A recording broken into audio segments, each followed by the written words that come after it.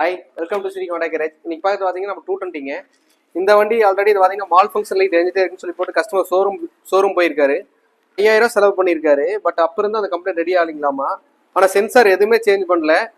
இது ஸ்கேனர் போட்டு செக் பண்ணுற பார்த்தீங்கன்னா சென்சார் கம்ப்ளைண்ட் காமிச்சு அது எல்லாமே ரீசெட் அடிச்சதுக்கப்புறம் கம்ப்ளைண்ட் இல்லை. ரெண்டு கம்ப்ளைண்ட் மட்டும் அப்போ காமிச்சு. இது பார்த்தீங்கன்னா ஐடியல் ஏர் கண்ட்ரோல் சர்க்கியூட். இதில் வந்து சர்க்கியூட் தான் கம்ப்ளைண்ட் காமிங்க. இப்போ நம்ம சென்சாரில் எதுவும் மாற்ற போக வேண்டியதில்லை. அப்படிங்க கொஞ்சம் முன்னால் வாங்கினா இதில் பார்த்தீங்கன்னா இந்த காட்டில் பாடியில் மேலே பார்த்தீங்கன்னா சாக்கெட் கல்டு தான் இருக்கு.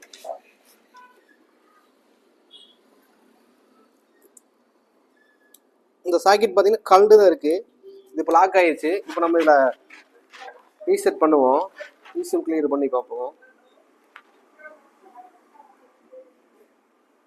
பார்த்தீங்கன்னா இப்போ ஈசிஎம்ல எல்லாமே எரர் பண்ணிட்டோம். இப்போ எந்த ஒரு ஃபால்ட்டு கோடுமே இல்லை. இதில் நான் வண்டியை ஸ்டார்ட் பண்ணி காட்டுறேன்.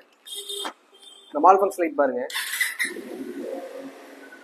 இந்த மால் ஃபங்க்ஸ் லைட்டும் தெரியாது. உங்களுக்கு யூஸ்ஃபுல்லாக இருந்தால் மறக்காம நம்ம சேனல் ஃபாலோ பண்ணிக்கோங்க. Okay, by.